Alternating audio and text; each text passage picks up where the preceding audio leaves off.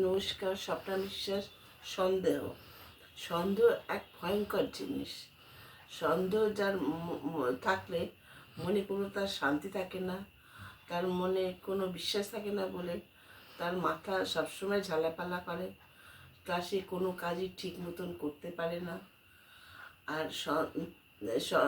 সন্দেহ মনকে বিশৃঙ্খলায় পূর্ণ করে দেয়।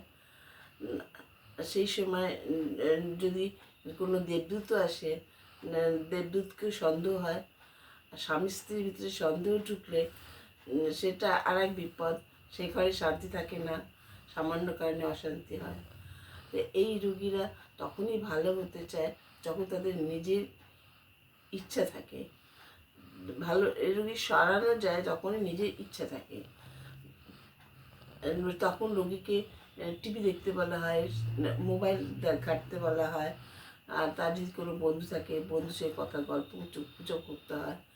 আর মনে যদি কোনো সন্দেহ হয়, সেই সময় সে তাকে দূর করে দিয়ে অন্য চিন্তা ঢোকাতে হয়।